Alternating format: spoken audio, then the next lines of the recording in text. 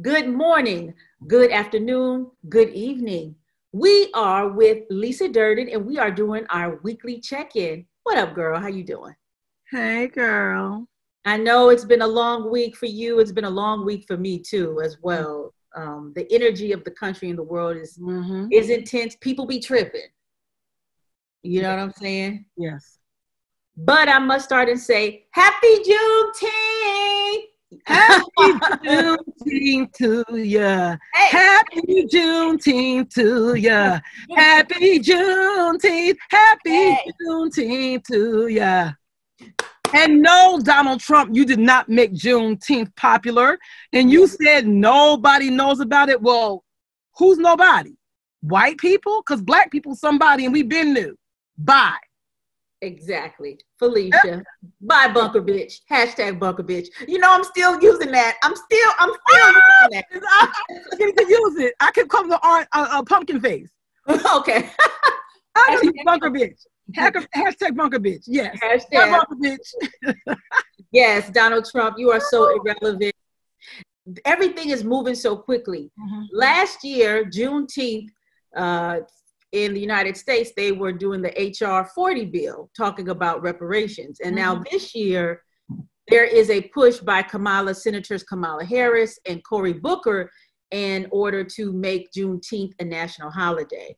Currently, it is celebrated I haven't gotten it's between 46 and 48 states. There's 47 states. 47 states, okay. With the exception of Hawaii, South Dakota, North Dakota. Okay, all right. Those are the racist holdouts. The racist holdouts. I heard that. Holdouts. Did I say holdouts?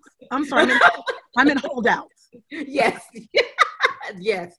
Okay. And but Texas is the only state to have it as an official holiday. Right. But now they're trying to work and push it. And a lot of people are saying that actually Independence Day is actually the legitimate Independence Day of the United States, because finally people of African descent, Black folk who were enslaved, got independence. So well, actually, most Blacks, and I'm gonna say conscious Blacks, don't care about Independence Day, 4th of July. Our Independence Day is Juneteenth. That's when we gained our independence. So we don't mind getting off from work for 4th of July, but we don't care about Independence Day because it's bullshit anyway. So I wanted to ask this question that a lot of people, this is the sentiment that I've been getting, is that people are happy that Juneteenth is finally being recognized in the mainstream, even though, as you said, we've been knowing about it and celebrating it. They're like, that's good, but can we get some like real legislation passed, like about police killing, something that's dealing with that, or healthcare, or dealing with economic issues? What are your thoughts about these conversations that are going on around it? Well, I think Black people, who's saying that, Blacks or whites? Because Black folk. Now, white people are happy because Black people should, what happens is, we're so abused, we're such an abused people, we can't understand what you call abundance, right? We can have abundance. They're trying to pass Breonna's law and different laws around police brutality and all that kind of stuff. They're doing that. They have a job that they need to do 8 hours a day times 300, well, not 300, whatever, how many days, 52 weeks a year. They have enough time to do more than one piece of legislation. Calm down. So they can try to pass this legislation because this is important to our history, right? That's number one. They're passing legislation about a stricter guidelines in police departments and those kind of things. Breonna's law. I think they're doing something with the George Floyd law for choking, and they're doing all these other kinds of things. So why can't Black people be okay with not competing with their issues? They're not in competition with one another. We can do them all. Let's have abundance. Let's do all of those and challenge our legislators to legislate. I think that's a good point. I also want to point out that it's not to discourage people not to continue to keep pressure on these elected officials to pass it, but it is to celebrate your victories and your wins. And I think, what I see is people are getting more invested in the country and the laws and the legislation. And so I think a lot of people who have not been engaged in terms of civic engagement or being citizens now are starting to get involved. And so there is a reprogramming, or even just a programming and understanding how all that goes as well. Because I think I think that, you know, luckily we're in an age of social media, and even though to some degree mainstream media does try to control the narrative, but they can't, because you're here, independent media is here. People have their own social media platforms. They have their own audiences. They have TikTok and other audiences. So I think this push for this kind of racial respect, this should be a hashtag racial respect, is also a groundswell that's coming from the white young Gen Zs and Gen Xers in and around these issues. And so they're joining in with us. So when you saw all those, I'm going to say rallies, not protests, but, you know, whatever, you saw a sea of all these other people, and they were very, very young individuals from different races and different backgrounds. So that's what's pushing it. They're not like their moms and dads and their grandmothers and grandfathers. They don't have time for that. So this has energized them as well, which I think we welcome the allies. So that's what I think is important. So they want truth. They want inclusion. They want people to have, I'm not saying all, I'm generalizing, to have the same, you know, equalities that they have. And so they're out there tearing it up. I love it. So, and so to me, Black people, if you're looking at Arc Republic right now and Lisa's check-in, let's strike while the iron's hot. Let's not shrink. Let's expand. We can do three or four bitch ass pieces of legislation. It's just 3 or 4 right now. They're not killing nobody. They're not trying to do 14 pieces of legislation. They got time. Those fools ain't doing nothing but being on Zoom meetings. Let them get them 4 or 5 pieces of legislation going. Breonna's law, you know, Juneteenth, you know, the choking thing and the police, you know, trainings and all that stuff. They can do them all at the same time. They truly can. Yeah, no, and I like it when you're talking about this new invigorated younger white folk. There are actually, and there's a contingency of younger white folk that are very much the ones on TikTok simulating the George Floyd death. But there is definitely those idiots. Yeah.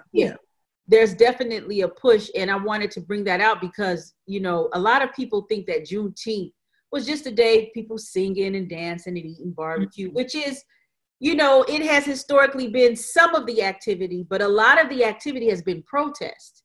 And today there were a lot of protests, you know, throughout the United States, from the ports, and talking specifically about racism. Like in California, there were protests at the ports, talking about the generations of African-American Black folk worked there. There were a whole bunch of protests in DC about Black women, solidarity, homelessness. But there also was a protest that happened today early in the morning, and it was the young folk, and it was called No Justice, No Sleep. And that was in front of Mitch McConnell's house. Yes. And that was on behalf of Breonna Taylor. Yes. Right. And they were like, if Breonna Taylor can't sleep, Mitch McConnell, you can't sleep. And so the hashtag is hashtag Wake Up Mitch. And I said, ooh, that rhymes. I love it. We got wake up Mitch, or wake up bitch. Yeah, wake up bitch. Now, yeah, you hey, are you woke? We woke. Whoa, you fixed to be woke now. Wake up. Who is to be woke? Yeah. What people don't realize is I was on a radio interview earlier today. I had to make the distinction. So let me just make it clear. The distinction between Juneteenth and the Emancipation Proclamation is 2 years, right? So people think it's all in one. So Abraham Lincoln, the slave owner, people love his ass, but he owned slaves, approved the Emancipation Proclamation in 1863. They didn't free our Black asses until 1865. That is how Juneteenth came about, on June 19th, 1865. That was the actual day. Right. We were actually free. So those are the differences. So the legislation happened, and then the action took place 2 years later, which is freeing of the slaves, and that is the June 1920, June 19th, 1865. 1865. It was like it was the final, June 19th was the final decree of telling like the last of us. Yeah. Because there had to be, after, the Civil War, Union soldiers had to go throughout the South and regulate and blah, blah, blah, blah, blah. So this marks the last of it, because the plantation owners were not, quote unquote, freeing those on the plantation. They kept them there so they could make a profit. Sure. So let's talk about Breonna Taylor. I want to keep her name circulating and cycling until there's justice. What are your thoughts about what's going on with that? Well, yes, and some Black folks ain't gonna like me. We don't have Black women on the agenda of anybody's calendar. White men's calendar, white women's calendar, Black men's calendar, or Black women's calendar. We are, as Malcolm X said, the most disrespected, the most unprotected person in America, the Black woman. And that, what he said years ago, still unfortunately stands today. So we have been really prioritizing Black men's lives. Black people are the leaders of that, and we need to stop that shit. And of course, white people are gonna follow suit, right? They're not gonna tell us what to do. So when Black people find it more important, and not equally important, but more important to march for George Floyd and march for, Kristen Cooper, who was bird watching, and the white lady called the cops on him, and Tamir Rice. We know all these names automatically. We very rarely hear people like Breonna Taylor's name come up. So with all this big onslaught of what happened to, and listen, I see the graphic nature of George Floyd versus Breonna Taylor, but it's not just Breonna Taylor, it's other things. It's like Sandra Bland and a million other names we don't know. So it's not just now I'm talking about how it's a legacy of that. Mm-hmm. It's a legacy of how we don't care about Black women because we let that nasty piece of shit, R. Kelly, piss in this little 12-year-old girl's mouth and have sex with and rape her and penetrate her in her butt and shit in her face. So like, it's not just this. Black girls have been trafficked sexually. Black women have been abused and beaten. Black women don't get opportunities even over Black men. They still get more money than we do at jobs. So there is a thing called Black male privilege too. We get zero privilege. So with that being said, or as they say, with that said, I'm so glad that finally she's on someone's agenda, and I'm going to attribute it to Beyonce, Queen B. All the single ladies, all the single ladies, all the single ladies, put your hands up. She sent an open letter. Y'all go get it. I'm gonna try to put, you can share the link in the article. But she sent an open letter to the Attorney General, Daniel Cameron. You read the whole letter, but it basically said, fire them, arrest them, lock them up for Breonna Taylor. Her murder or execution took place over 2 months ago, and no one has been held accountable. The cops who killed her was walking around free, going to work, collecting that, grabbing that bag, collecting that check, because she's a Black woman. Nobody cared about her, and that includes Black people. And Black people are not going to like it. They're going to say, we talked about her. It was an afterthought. There was a little inkling of that, but it was really the whole big thing. Even Tamika Mallory had that really strong, powerful speech. That was around George Floyd. Mm-hmm. He didn't do a powerful speech for Breonna Taylor. Mm-hmm, mm-hmm. Not one.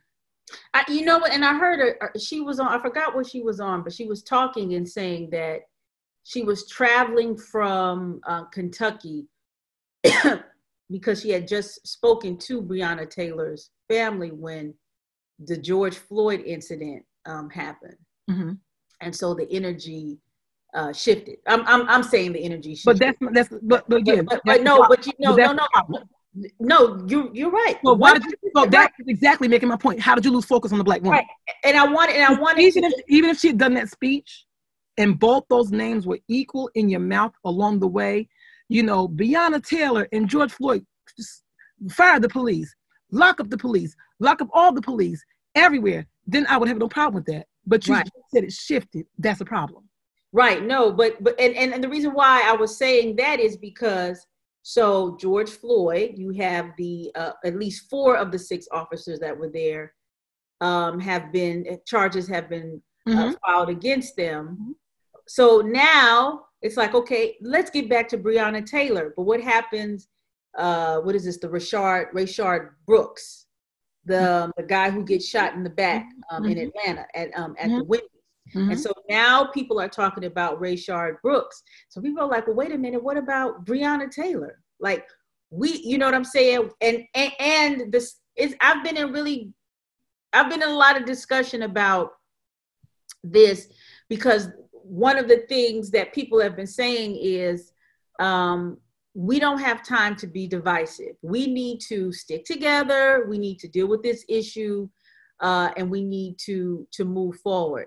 And I have to say, I took some notes from the book of Lisa Durden, and I really like how you say we can be ambidextrous. You know, we could walk and chew gum at the same time. So my version of the Lisa Durden theory is that we can multitask.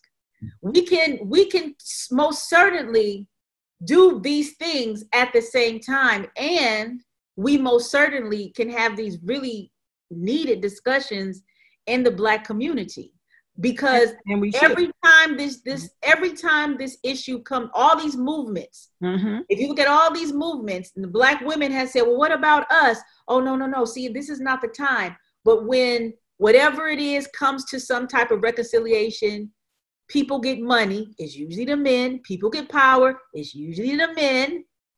They don't want to talk about it, right? They don't want. When they get money, we're in the back room frying chicken, sending emails, making pitch decks, sending out texts. We're the ones that doing the girl work. Right. Right. So again, that's the narrative that Black people too, mainly Black men and Black women buy into it, is that, you know, after me, you're first. When you're a Black woman, right? And Black man, after me, you're first. No, I'm on the agenda first. I'm the woman. So I'm getting sick of it. And what happens is, this is not a division that we're causing. You're creating the division. Not the Black woman saying, what about us? No, we're not creating the division. So don't try to make the victim the victimizer, because you're not a victim. So Black people have to do better for Black women, because we're the most marginalized of all the people. Black women and Black children. That's it. It's not my opinion. It's a fact. Yeah. That is definitely true. So we're going to move on. We had some huge Supreme Court decisions that went on this week. One of the ones I want to talk about, in a 5-4 Supreme Court decision, the Supreme Court decided that the Trump administration cannot abruptly end the Deferred Action on Childhood Arrivals, also known as DACA, which is an Obama era directive that says that if people at a certain age came into the United States undocumented, that they could stay and they were granted temporary protection. When Trump got into office, Trump attempted to dismantle it. Supreme Court said, hell no. And Donald Trump's answer today on Juneteenth is that his administration are going to resubmit enhanced papers to challenge the Supreme Court. Do you think he's just doing this? Is there a motive behind this at this point? Or you think he was just talking shit? I don't know if he's going to actually file, because the Supreme Court is called the Supreme Court for a reason. They reign supreme. So I don't know, when you lose there, is there any other place to go? So, I mean, he may try that. I think he's just bullshitting because he wants his base to feel like he's just not going to let that go. But like he does all the time, he just does what you call like these, he throws a battery in his base's back, and then they bite on it like raw meat, and then he moves on. He respects his base too. He's not going to ever talk about that again. It's over. He lost. He's going to move on. But they're going to be left hanging, saying he's going to deal with that, and then they're not even going to notice he ain't said nothing else about it. Yeah, it's like, here you go. That never happened. Yes, that never happened. You know what I mean? So he's going to do nothing. He's a gas bag. Yeah. And I agree with them. You know, because what has to happen is, we cannot abuse children. Children have nothing to do with the actions of their parents. And the fact is, when someone's born in America, they are what? Citizens. Boom. That's the fact. You can't try to redefine a fact. No, they weren't born in America. Or they were brought when they were children. Oh, yeah, but they still, when you look at that legislation, it includes that too. Even kids that are born here, it's in there too. But even with those individuals, when kids are even brought here, minors, right? They have nothing to do with the actions of their parents. And what happens is, when they try to put these kids out to go where? With whom? They separate them from their parents. They get trafficked, raped. There was a young man that was 16. The video's out there if you can find. If I can find the video while we're talking.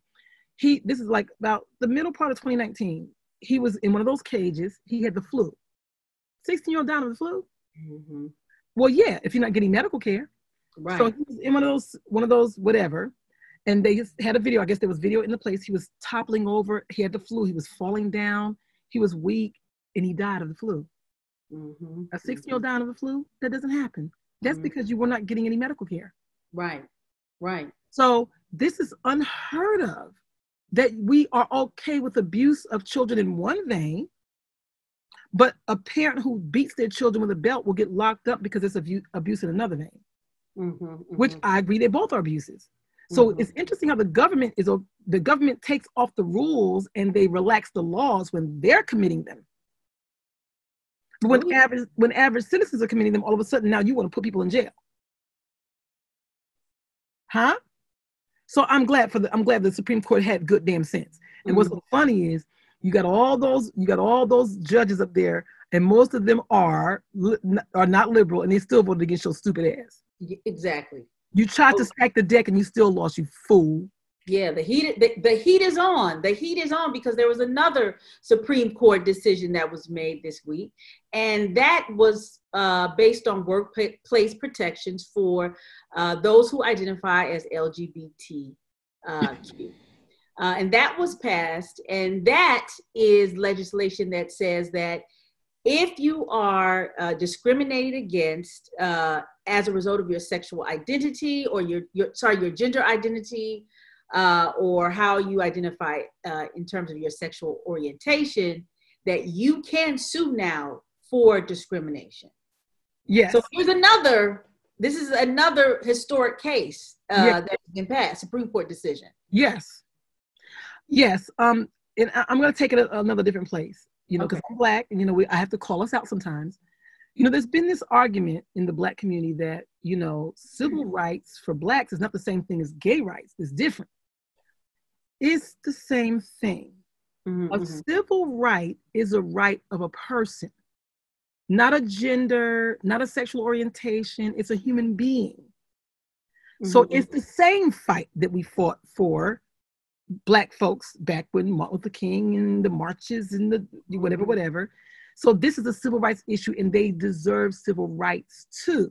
Not only because they're LGBTQAI+, because they're people.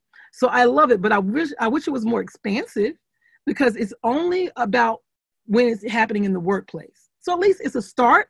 Right. That they can be in the workplace and expect to be treated fairly. And if there is an infraction and they bring a lawsuit, they have a claim to make. Right. Because at least people who need to earn a living and pay for themselves to we can't have it both ways. You want people to buy homes, buy food, shop at your location, go to the movie theater and pay for theaters. When you want me to be a consumer, you have to put me in a position to consume. If I can't keep my job because I brought my boyfriend to work, or I'm a transgender person and I want to be called them, so it's all these titles, then respect that. And I shouldn't lose my job because I'm asking you to respect that. I should be able to go to a reasonable bathroom there and not worry about, it's saying men, women. I love what YouTube did. Some organizations are doing it. I shoot in YouTube, not recently because we have the Ronas. But YouTube in New York, there's no labels on the bathroom. At first I'm like, where the hell is the what? So I walked in like, what the hell? So I was uncomfortable in the beginning. But people don't realize most of us are reasonable, right? the media is going to bring up all the negatives of things because it sells papers, it sells, whatever. But if you think about, there's billions of people in the United States of America, we're not committing crimes against each other every day, but we would all be dead. So I was a little bit uncomfortable just walking in. A man walked in, and I'm like, well, what the hell? So after being there a couple of times, I'm used to it. I'm like, okay. So I go into the stall and I close the door. They don't have any urinals in the bathrooms, so you can't take your penis out and pee. Right. So they just have stalls and sinks, and you wash your hands and go up under the thing and dry your hands, and you walk out the door. So like these debates about what's bathroom going to use, the bathroom, So I feel like it's about time. It was a very good decision. Lovely. Yeah, no, it definitely, part of the decision, one of the justices said something, or they all, in the consideration, what they said was what civil rights was when this legislation was passed 50 years ago. It was based on race and racial discrimination. Now speed it up. This is a different and religious freedom. Right. However, I do have to disagree with people who are talking about LGBTQ IA plus. So, the LGBTQ community, right? Who say that it's the exact same thing. It is not the exact same thing in terms of racial discrimination and discrimination for sexual orientation. And the reason why I have to say that is because in this community, you have white men, you know what I'm saying, who phenotypically, when you see them, present themselves, as white men. But if you have, the element of race, it creates a whole other dynamic with that.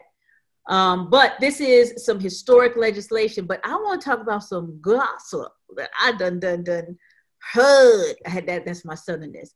Well, it's not really gossip. There is an advocate. There is a really dope sister by the name of Jasmine Kanye.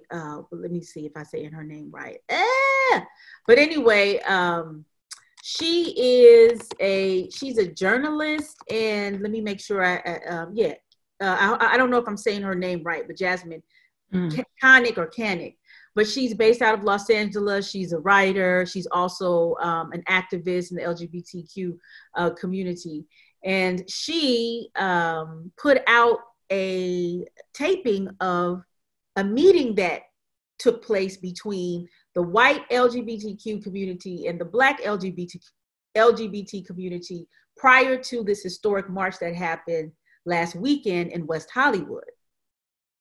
And the meeting basically was the white community coming to the Black community saying, we want to merge our art, because they couldn't have Pride, they couldn't have their annual Pride parade. And so since they couldn't have the annual Pride parade, it was canceled by Corona, but the Black Lives Matter parade was going on. And particularly this Black Lives Matter parade was going to, talk about, but in LA, let me tell you, from LA, Black Lives Matter, you're going to see, trans folk and all that. Anyway, it's part of it. It's part of it anyway. Yeah. But they were saying, hey, can we merge? And the Black Lives Matter people were like, fuck you. No, because you're racist. You've been racist. You've been racist since the 70s. One woman in the meeting said, last year, sir, you had police escort me out because you didn't want to talk to me. And now because you can't have gay pride, you want to then join Black Lives Matter. You don't even care about Black lives. And so this came out, and there has always been a contention in the community, and this kind of points back to the civil rights discussion, right? Is that in all these communities, there are some people that still have these privileges based on race. It's like the women's movement, right? Well, we're the ones who actually started, Black woman started the women's movement. Right. In the Burn Your Bra thing. Not that white woman, I keep forgetting her name. She's still living. Yeah. She's talking about that openly, that it was the Black woman. I met her, Lord. Whatever her name is, whatever. So it's very similar in that way. I feel like white people, not all, the ones who are doing it, will co-opt some shit when it's convenient for them. If it's about LGBTQ rights, then there's no race attached to that. It's LGBTQ rights. But they love collecting that privilege when they can get it. Now I'm white. Now my whiteness is before my gayness, or my whiteness is before my transness, or whatever you are. Black people, trans, gay, or otherwise, must always wear their blackness on their sleeve because we don't get to not wear it. So we are always in a very different predicament than a person who is white, trans, white, gay, white, queer, or whatever they want to call themselves. It's 1,000,001 titles, cis, gender versus whatever. So I can understand the anger that this person felt after the fact, particularly with that person specifically who did that egregious act. It wasn't like it was a stranger that did it. This person had a specific, incident with you. You have to atone, homie, before you can even have a conversation. Now, I'm not a Christian, but I'm not against forgiveness for those who do. But I'm just a person, and I don't believe in people trying to beat me over the head with a bat saying, oh, forgiveness is for you, not the other person. Well, okay, since it's for me, mind your damn business. I'll forgive if I feel like it. And if I don't, I don't. And I have been the kind of person that when my body no longer feels the anger, I clearly know I've forgiven. I don't try to work on forgiveness. It just happens. Forgiveness is natural or not. So this dude is like, nah, we ain't doing that. So I'm not saying I condone it, but I certainly understand it. And what I feel like the nerve of you to even come at this brother like that, or this sister like that. It was a sister. Yeah, it was a sister. I mean, the meeting the crux of the meeting was apparently the Gay Pride event group, which does have some Black people on it, but it's majority white, made an announcement that they actually were going to have this conjoining march before they even talked to the Black Lives Matter people. That's called white privilege. Yes. And so you think when you announce this, we should be glad that, oh my God, Master told us that we get Master invited us in the house, in the big house. Yes. And so after the fact, they come and say, oh, okay, well, we want to do this. And at this meeting, they didn't want to admit that they actually had used that privilege and made this announcement. The end of the meeting, or towards the end of the meeting, was the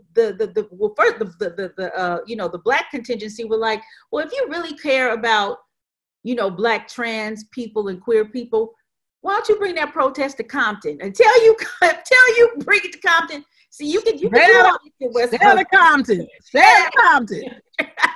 And so the overall sentiment was, no, we don't want to.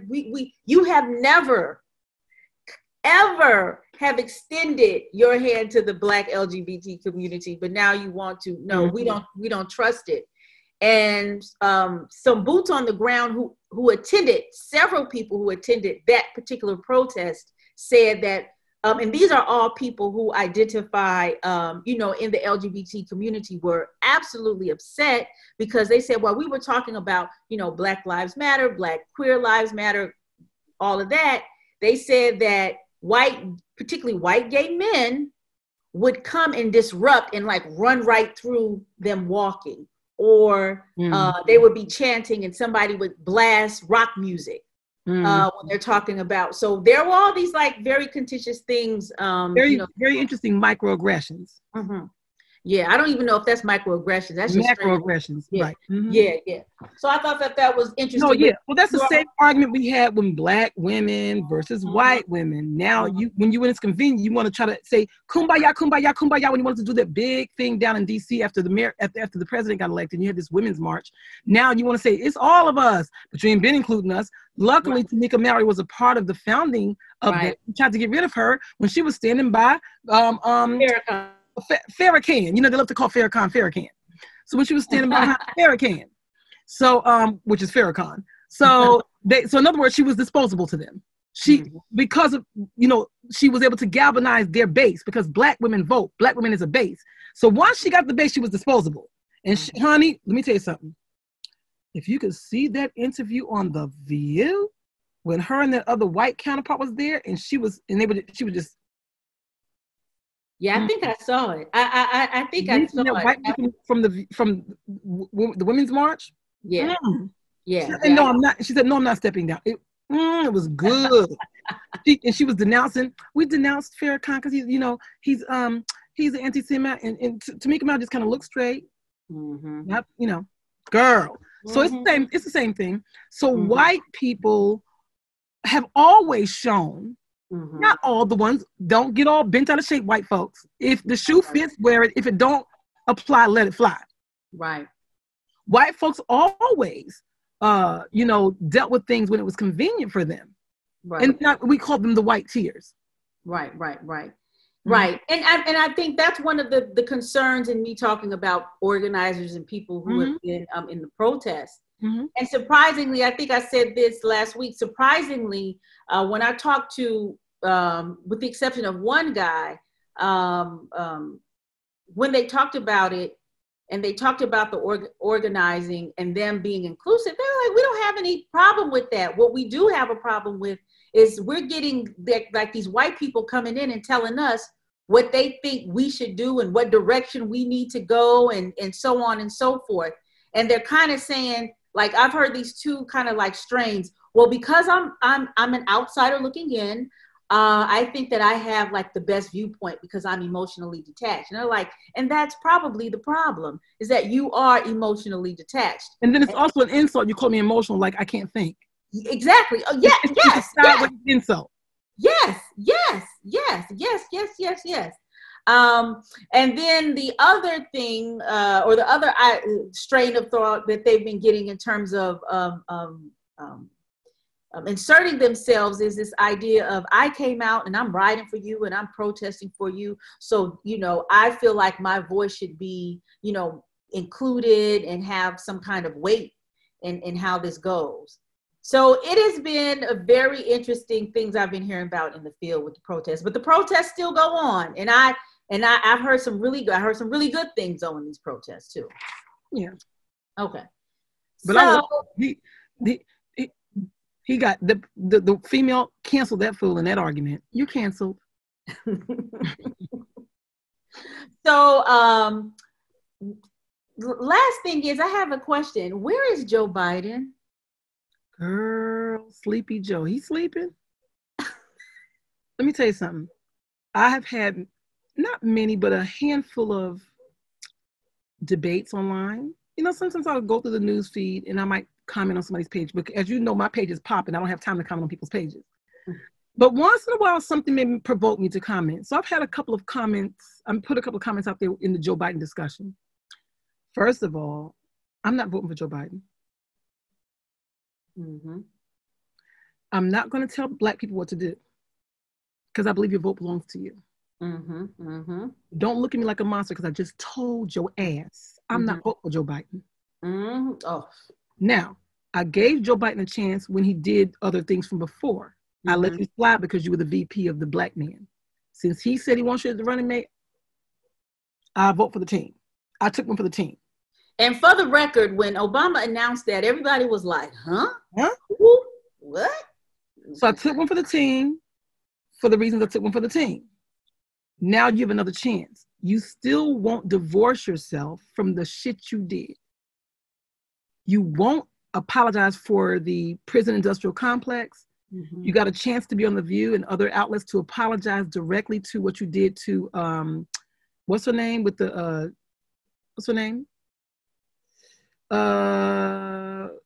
When she had the hearing. Anita Hill. Yeah, so you'll edit that little out. So he was on The View and many outlets, but I saw The View, that's my show. He was on The View and Behar got in his ass and said, do you want to apologize to Anita Hill for what you did? You keep saying you're sorry for what happened to her. She wants to hear that you're sorry for what you did. Can you just say, Anita, I'm sorry for what I did to you. I'm sorry for what I let happen to you. I'm sorry. She gave him the language and said, can you just say that? She framed it. She spit it out her throat. It fell off her tongue and out of her mouth into his ears, and he still didn't do it. So I'm collecting these microaggressions even till now. This is during the initial campaign when they were doing some of the debates. Even as of recently, he told a black man, Charlemagne the God, I don't love everything Charlemagne does, but okay, fine. He's got a platform. First of all, when you're in an interview, you got some kind of person on the side, your little hype woman in the background saying, we got to go, we got to go. You interrupting him. You didn't interrupt nobody else. White media. It's first of all tacky that we hear her in the background talking to you. Mm-hmm. And then you're going to sit there and tell him, and you're going to act like it's a joke. It's not a joke, bitch. You're going to sit there and say, if you don't vote for me, you ain't black. And I'm going to show you just how black I am. I ain't going to vote for you. So I'm going to go and vote for the other people, local elections, assembly people. That's a big election in November 2020. I'm voting for a Green Party candidate for the presidency, and I'm walking out the door. And I'm not going to let black people make me think I must do it. My vote must not be what you want it to be. It must be what I want to be. So here's my point. Black people need to understand that we don't have to take the chitlins no more. We ain't got to take the ass of the pig and the foot and the tail of the pig like we were slaves in the fields picking cotton and make it taste good. Because we had to do that. Mm-hmm. We need to stand up. And I learned, although I've been like this a long time, I voted for Lenore Fulani. Look up Lenore Fulani for president. It was like the Alliance. They tried to start another party, the Alliance Party or something like that. It's been years. So I was always this person before I was extra vocal. Mm-hmm. But I was Lisa Durden in the making. I voted for Lenore Fulani. She's from New York. She ran for president. She ran the primary in 1988 or 1989, circa 1989. So I was always on it, but I was so proud of myself when I found out recently, watching a video that somebody interviewed Angela Davis. Mm-hmm. She said she's never voted for a Democrat ever until Obama ran. She always voted independent. And Mark Lamont Hill does too. And she is against Joe Biden. She's not voting for him. Yep. So what we have, you don't hear Roland Martin calling her stupid and an ass. And he know better. Oh, yeah. That goes back to the hierarchy. You let her slide with the same shit I'm saying, but I'm nobody to you, so you're gonna call me all kinds of motherfuckers. Mm-hmm. Not me, but I'm just saying you tear down the regular person because you're a bully picking on the least of us. But you know you better not say it about Angela Davis because you can't get in bed with her, get to interview her. You know better. And you're not gonna say it about Mark Lamont Hill. He's been voting Green Party for years, which I didn't know till I saw him on an interview one time.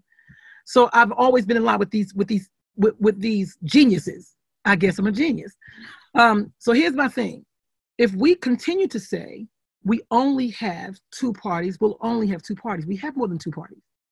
Just like before Black people were being elected to offices, we were not, right? There was a time where we couldn't win races either. There was a time where Black people were running up against whites and they would say, well, what you gonna vote for him for? He can't win. And the person didn't win. They didn't win. And we started winning eventually. It will have to start with the vote. So I don't care how many times Green Party doesn't win or the Independent doesn't win. I'm gonna be that faction who votes for them. And eventually the groundswell will happen until one of them does. There's a guy running for office in New York. I keep forgetting his name. Look it up. He's running for Congress. He's out of the Boogie Down Bronx. Look him up. He's a teacher, Black guy. He's running on the Green Party, but he's looking real good. He might take that because he's visible now. He's getting media play now. He's getting attention now. If I was somebody in Alexandria Ocasio-Cortez has endorsed him, I'd vote for him if I were her. If I was somebody in the Bronx, I mean, in his district, I think it's Westchester. Don't give me the line, but anyway, look it up. Yeah. So that's what we have to do. So we cannot guilt people into voting for someone. We should not try to encourage groupthink.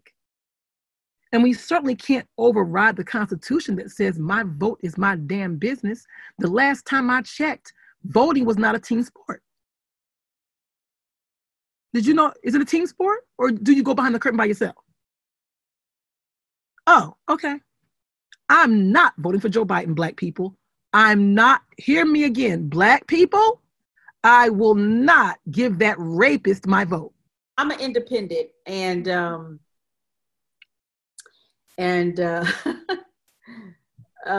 didn't vote for Hillary Clinton, and I was at this faculty meeting, and it was shortly after Trump won. You didn't vote for Trump, did you? No, I didn't vote for Trump. Oh, you just voted for an independent person. Yeah, I voted for an independent person. Oh, Yeah, okay. yeah. Okay, And good. y'all know I didn't vote for no I, guy. I, you lost your damn mind. Okay, got you. I don't know. I'm an independent. Yeah. So, yeah. No, I didn't vote for Trump. I mean, but anyway, so, and I told a woman that I didn't vote for Hillary, Clinton. I forgot who it was I voted for, and the woman got up. She has not talked to me to this day. Black woman? Black woman. Wow. Uh-huh. That's called ignorance. That's groupthink. Absolutely.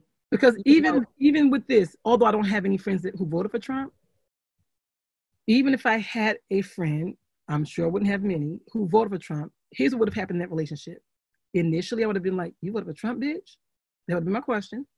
Wannabe, bitch, you voted for Trump? I would give them a chance to have a conversation because I want to know, how did I miss this about you? So we would have had that conversation. I'm still going to be your friend because I don't care ultimately about your choices, but I still want to know how do you think. Here's what would have happened in our relationship. From November 2016, when you voted, I'm your friend. I would have still had a conversation. By year 2, I would revisit that conversation and said, okay, do you see the mistake you made? And if the answer wouldn't be no, I would cut the friendship off. Because maybe you didn't know he was going to be as off the rails as he was. Because I do understand how some Blacks did vote for him. 13% of Black men did vote for him.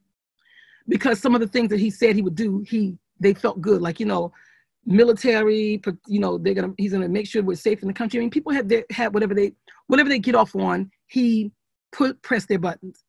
I'll excuse that. But by now, by year 2, cages, I'm going to excuse grab by the pussy. I'm going to excuse all the women that said he raped them. The 6 people that came out when he was running for office. I'm going to excuse you said you can shoot somebody in the head on 5th Avenue and kill them and nothing would happen to him. Excuse all that because he was running. I'm going to excuse that you were trying to put the Central Park 5 in prison and call for them to have the death penalty. I'm going to excuse all that because y'all knew all that before he ran for president. Okay, I'm going to give you a pass on that. When you voted for him and you saw that maybe you thought he was going to change, maybe you thought he was going to be different, and you saw he was not only not different, he was worse, I would revisit the conversation and say, listen, Monica girl, I wanted to wait a little while to have this conversation again. Where do you stand on Trump? Do you now see? If she says, girl, and then goes down a long list of the bullshit, we can maintain the friendship. I had an uncle, God rest his soul, named Uncle Don. He's a card-carrying, hardcore Republican. I don't know if he would vote for Trump, but I think he voted for Obama. Okay. I believe he voted for Obama. He knew better. Yeah, I'm pretty sure he voted for Obama because he went through a lot of stuff in the military when he was in the military. But everybody else, he was a staunch Republican. Mm-hmm. And I don't know. I'm just of the well, politics don't define me, And I guess me working on the Hill and just seeing, it's like 2 lawyers. Like when they're in the courtroom, they're vicious. But as soon as they step out of the courtroom, they're nice to each other and blah, blah, blah, blah, blah. Maybe I saw that just so much on the Hill that, all of this divisiveness is, to me, it's all those fools up there ain't even enemies with each other. Those Democrats, now, of course, Trump has gone too damn far. So I think they're all like, they're sick of Trump. But in general, like the Bushes, Reaganomics, Daddy Bush, Baby Bush. I mean, we've had years of different people, the whack ass, Bill Clinton with the prison reform and all this other stuff, in prison industrial complex. I mean, he's done a lot of whack stuff. But they're all one big gang. The Democrats and Republicans are one big gang, and the Black ones in there too.